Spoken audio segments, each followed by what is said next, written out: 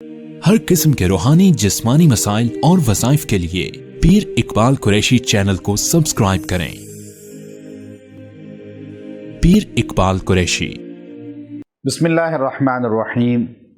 انسان یہ چاہتا ہے کہ میرا دن کا جو آغاز ہو وہ اللہ کی مدد کے ساتھ ہو اور میرے دن کے کام بن جائیں۔ اس کے لیے نبی صلی اللہ علیہ وسلم نے ہمیں بہت مجرب وظیفہ عمل بتایا ہے۔ آپ صلی اللہ علیہ وسلم کی عادت مبارکہ تھی کہ آپ اپنی امت کو بہت بڑی تعداد میں وظائف میں مبتلا نہیں کرتے تھے، تعداد ہمیشہ تھوڑی بتاتے تھے تاکہ لوگ اس کو اختیار کریں اور اللہ کی مدد کو لیں۔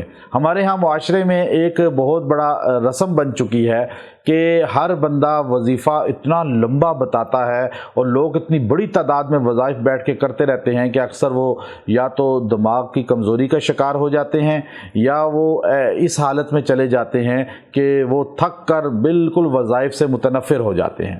وظائف تھوڑے کریں لیکن یکسوئی سے کریں تو اللہ تبارک و تعالی آپ کے مسائل کو حل بھی کرے گا اور آپ کو خوشحال بھی رکھے گا اور آپ یکسوئی کے ساتھ وظائف میں لگے بھی رہیں گے۔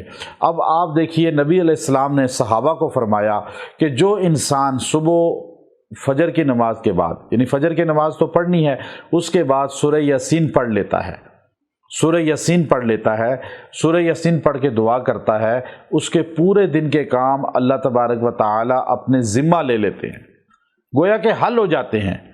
اس کو پریشانی نہیں ہوتی۔ کاروباری آدمی ہے، دن کو لوگوں سے ڈیلنگ کرنی ہے تو اس کے مسئلے حل ہو جائیں گے۔ اگر کوئی چیز سیل کرنی ہے تو وہ چیز سیل ہو جائے گی۔ اگر کوئی بند کام ہے، رکے ہوئے ہیں، تو وہ ہونا شروع ہو جائیں گے۔ عدالتوں کے مسائل ہیں، تھانوں کے مسائل ہیں، حل ہونا شروع ہو جائیں گے۔